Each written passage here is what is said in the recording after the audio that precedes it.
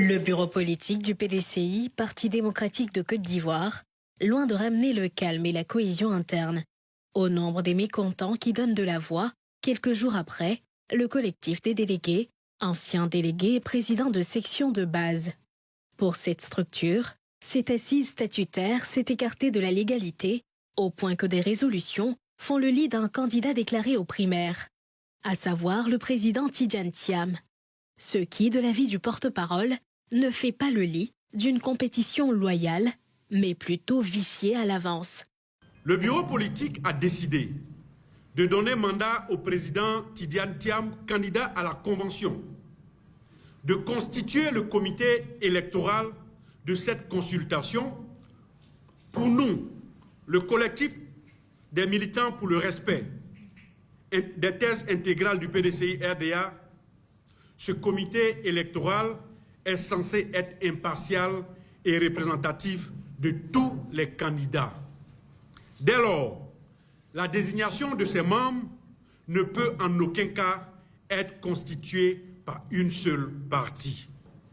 Auquel cas, il serait à la fois juge et partie, et ceci entacherait la transparence du choix des militants. Face à ces irrégularités relevées et dénoncées, le collectif dit interpeller le comité des sages et la direction du parti, appelé à faire droit à plusieurs doléances. Nous demandons le respect des principes démocratiques et de la pluralité d'opinions au sein de notre formation politique. Nous appelons à une prise de décision collective et inclusive pour garantir la légitimité et la réussite de notre parti à cette échéance cruciale. Chevalier de l'ordre du Bélier, le porte-parole qui capitalise 30 ans de militantisme et ses camarades disent par ailleurs se réserver le droit de réviser leur participation à la Convention si les manquements relevés ne sont pas corrigés. PDCI démasqué. Mémoire sélective ou cynisme politique. Le PDCI que vous voyez là, eux pensent que le passé là, on jette ça derrière nous et puis les gens oublient. Mais un passé qui a été glorieux là, tu vas toujours rappeler ça. Mais quand le PDCI essaie de faire semblant d'avoir oublié qu'ils ont dirigé ce pays et qu'ils ont fait des bonnes et des mauvaises choses, on se demande est-ce que ils n'ont pas la mémoire sélective ou bien de quoi ils ont peur pour ne pas assumer toute la réalité, ou bien ils font exprès pour faire dans du cynisme, dans de la méchanceté volontaire mais inutile. Le PDCI, tel qu'il se présente aujourd'hui, semble manifestement éprouver des difficultés à assumer pleinement son rôle d'opposition. Il paraît en effet avoir oublié qu'il fut jadis aux commandes de l'État. C'est donc pour raviver cette mémoire collective, autant celle de la majorité que de l'opposition, et replacer chacun dans son rôle et à sa juste place, dans le récit encore jeune de notre histoire politique, que nous entreprenons ce modeste rappel. Donc il faut qu'on rappelle au PDCI que la Côte d'Ivoire est certes un pays, mais la Côte d'Ivoire moderne est née en 1960, le 7 août 1960, et que la Côte d'Ivoire nouvelle, la Côte d'Ivoire postcoloniale n'est pas plus vieille que certaines personnes qui sont en Côte d'Ivoire aujourd'hui. Ça veut dire qu'il y a encore des gens qui vivent là.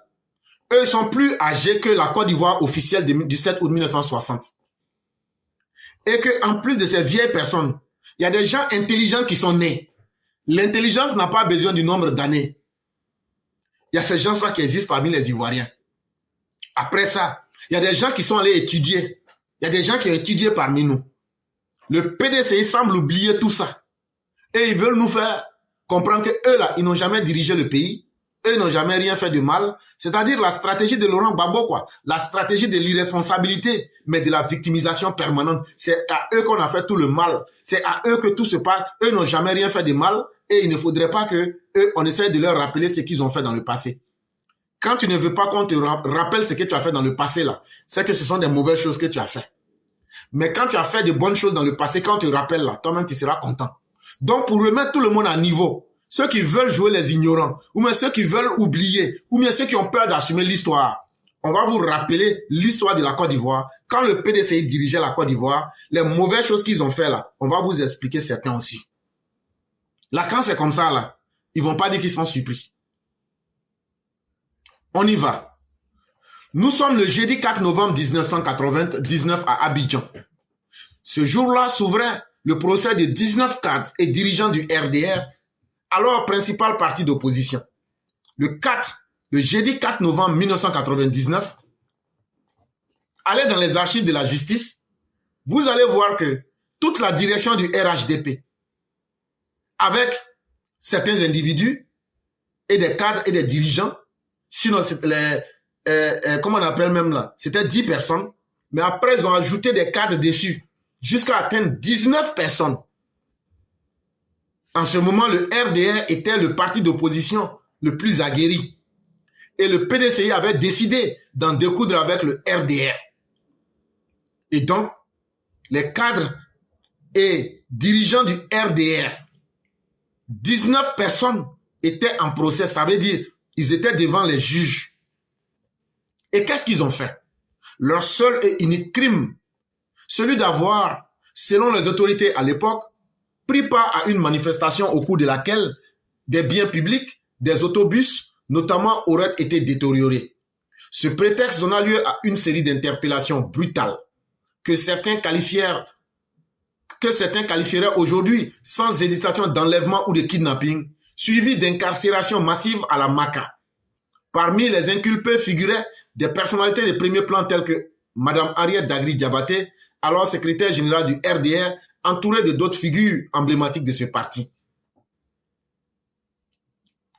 Pourquoi la haute direction du RDR, avec des dirigeants du RDR, se retrouvant en face des juges? On dit qu'ils ont marché et qu'il y a eu des bus et puis quelques biens publics qui ont été détruits. Et donc là, au lieu d'arrêter ceux qui ont détruit les biens publics, ils disent on va couper les têtes. On va aller arrêter même les dirigeants du RDR.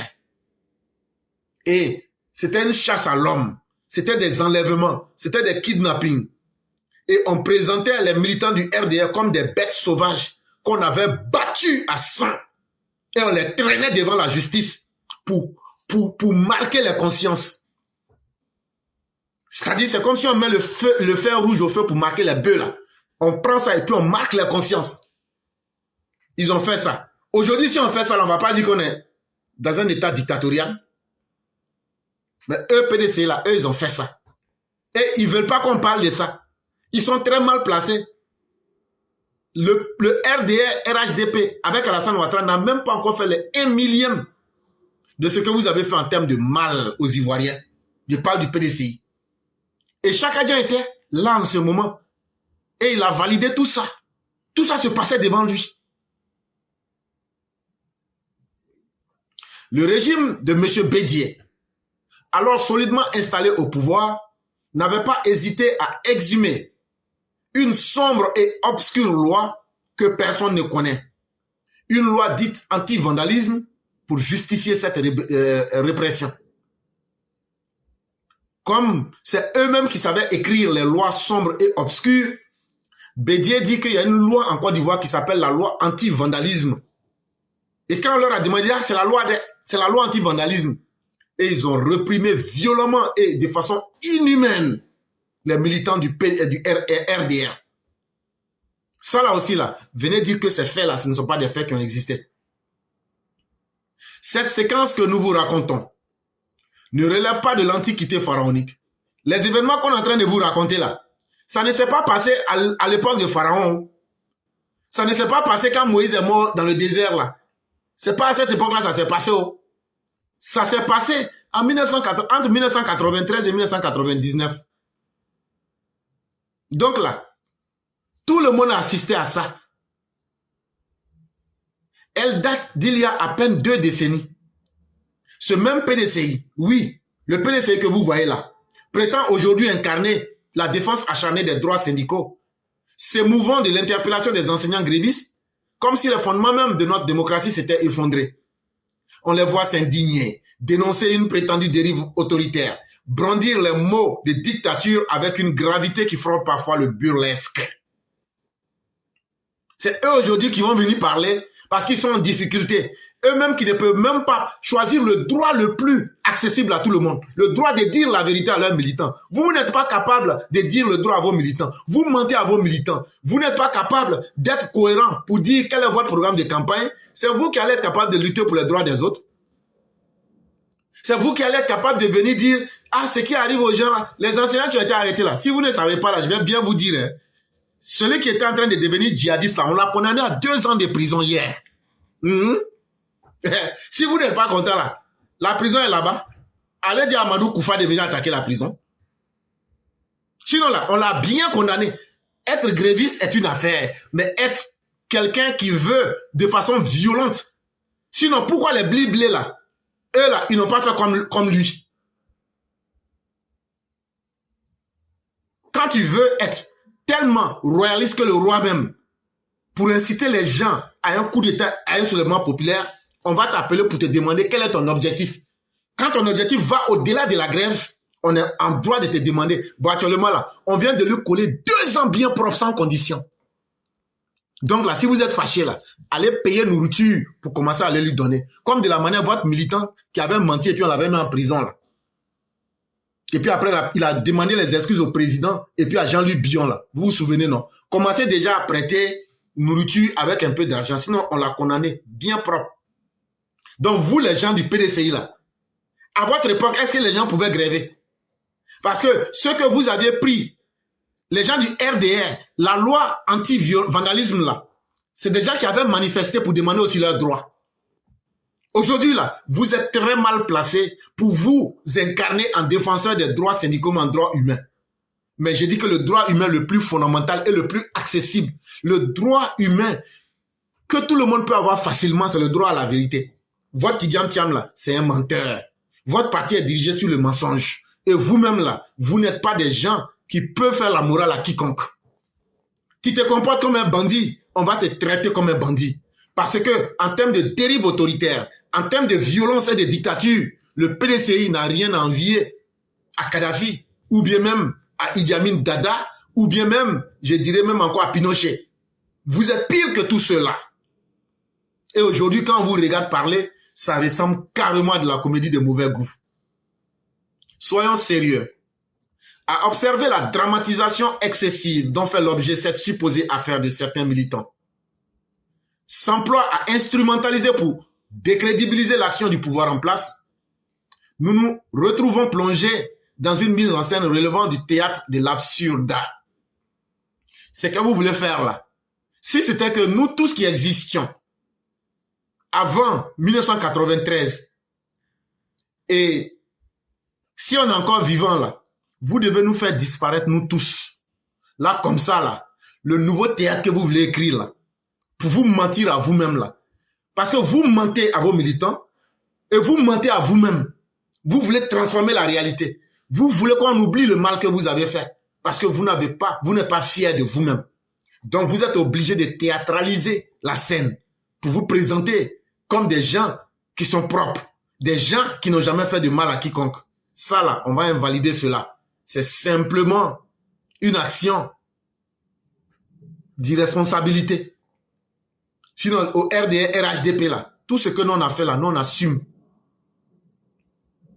Comment ne pas s'étonner qu'un parti qui, hier encore, étouffait la moindre contestation, interdisait les rassemblements politiques, avec la rigueur d'un veilleur de cimetière, vienne aujourd'hui se draper dans des habits de la vertu offensée.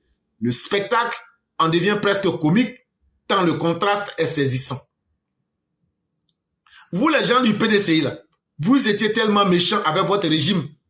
Même au sein même du PDCI là, qu'est-ce qui a fait que le RDR est né? Même simple parole là pour donner à quelqu'un, vous n'aimez pas. Et aujourd'hui là, qu'est-ce qui a fait que les gens sont en train de vous quitter? Ils disent que le mot démocratique là, c'est seulement un gros D. Sinon, non, vous n'avez rien de démocratique.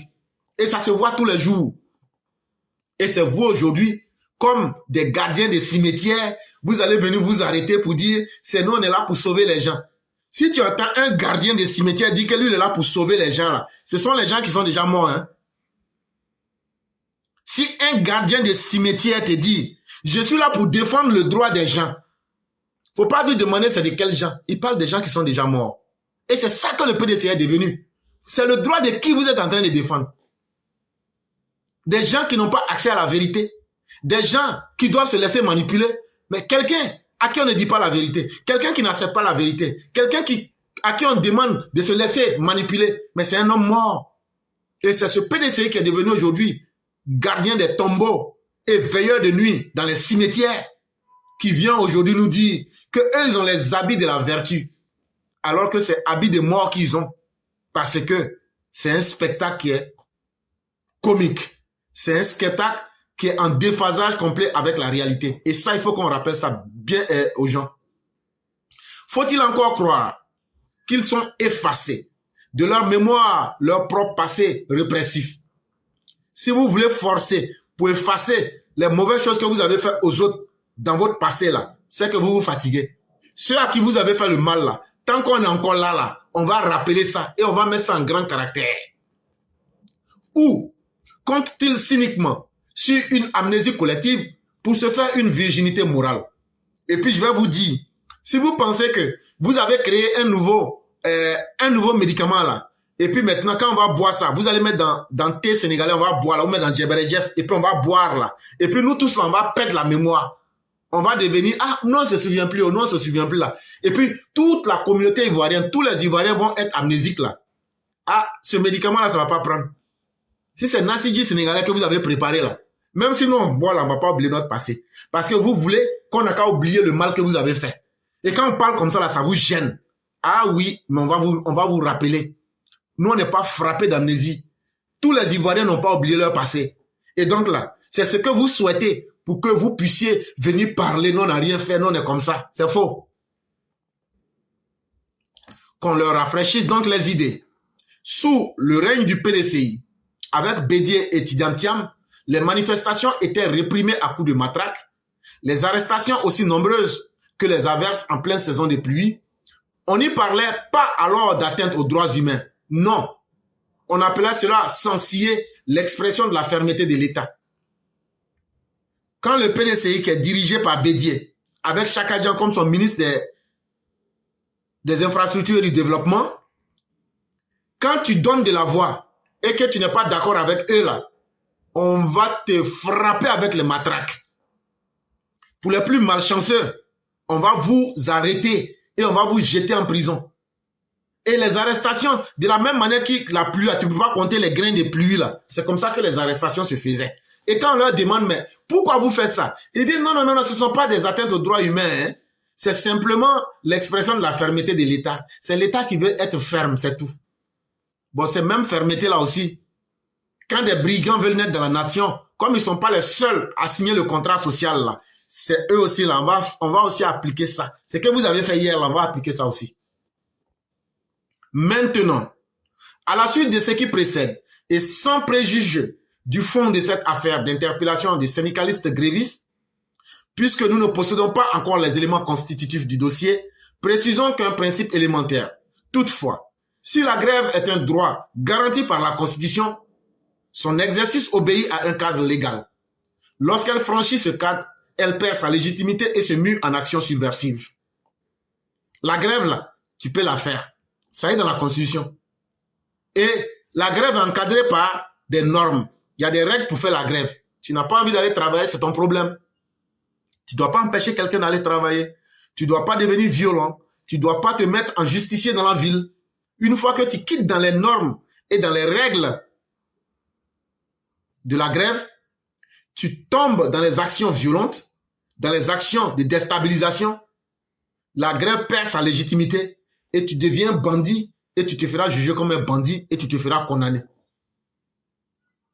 Or, dans ce cas présent, il convient de souligner que l'intéressé est également un militant actif du MGC, le mouvement politique de Dame Simone et Yves Gbagbo, la promotrice des viols. L'État devrait-il, au nom du droit syndical mal compris, tolérer que des motivations politiques opaques et un agenda politique sournois se dissimulent derrière une revendication corporatiste? Celui qui a été arrêté, puis on l'a bien condamné là, parce qu'il voulait être un bandit dans la cité là. C'est un militant du MGC. Et quand on vous a dit que cette grève est politisée, là, toutes les preuves sont là. Nous ne vous parlons pas dans le vide. Et donc, l'État devrait laisser ce que vous, les politiciens, vous n'avez pas été capables de faire. Vous pensez que c'est des individus que vous avez manipulés et payés dans une grève. C'est eux qui vont réussir à faire votre soulèvement populaire à votre place. Mais vous-même, en tant que mouvement politique, vous n'avez plus d'idées. Vous n'êtes plus courageux. Vous n'êtes pas capable de montrer votre agenda politique. Et c'est des individus surnois opaques qui vont réussir cela à votre place. En tout cas, l'État s'est montré responsable et a répondu à votre négativité. Il serait donc sage, plutôt que de s'égosiller en diatribes musclées, que le PDCI se regarde un instant dans le miroir de l'histoire avant de prétendre dispenser des leçons de démocratie. Tout le monde peut parler de démocratie, hein, mais vrai là, c'est pas vous les gens du PDCI qui veulent parler de démocratie. Non. Même vos militants même disent que vous êtes aujourd'hui devenu le parti des fouettards de Côte d'Ivoire. C'est-à-dire vous avez un fouet à la main. Le mot D l'a remplacé ça par F. C'est seulement un nom. Que sinon aujourd'hui vous êtes devenu un parti de fouettards. Vous avez les fouets et les gourdiens dans vos mains. Les mercenaires de l'opposition que vous avez envoyés pour faire le travail, pour créer le soulèvement populaire, là, ils ont échoué. Même hier, les bliblés, on leur a montré, on dit, voilà ce que vous êtes en train de faire. Si vous voulez continuer dedans, ce qui est arrivé au militant MGC, là, qui a pris 2 ans, bien compté, là, quand la gale va bien pousser sur son corps, et puis, quand les prisonniers vont, il va devenir la femme des prisonniers là-bas, là. C'est là, vous allez, quand il va sortir, là, il va devenir très sage. Et puis, il n'y a pas pardon dedans, hein. Il n'y a pas pardon dedans. Allez demander maintenant à Dame Simone si elle reconnaît l'individu qui allait perdre son boulot et qui s'est pris 2 ans de bagne, de gnouf, si elle reconnaît cet individu-là. Et ceux qui ne sont pas suffisamment intelligents, continuez à vous faire utiliser par les hommes politiques. Comme c'est eux qui ont étudié à votre place, comme c'est eux qui ont payé vos fournitures. Et ils sont devenus vos papas et vos mamans là. Continuez à les suivre. En tout cas, tant que l'État de Côte d'Ivoire sera responsable, vous pouvez crier, vous pouvez vous égosiller, vous pouvez dire n'importe quoi. Mais on demande au PDCI, ils n'ont qu'à regarder leur propre gestion. S'ils ont honte du mal qu'ils ont fait aux autres là, ils n'ont qu'à savoir que les autres n'ont pas oublié ça. Nous ne sommes pas dans de la vengeance, mais nous n'allons pas accepter que des individus puissent troubler l'ordre social. Lorsque les anciens censeurs se veulent, sans rougir défenseurs des libertés publiques, cela confirme et cela confine à la comédie et pas nécessairement plus à la plus convaincante. Sur ce, nous croyons avoir dit. Et donc, cette comédie de mauvais goût, le PDCI peut s'en dispenser en essayant d'abord de chercher un candidat qui vaille la peine.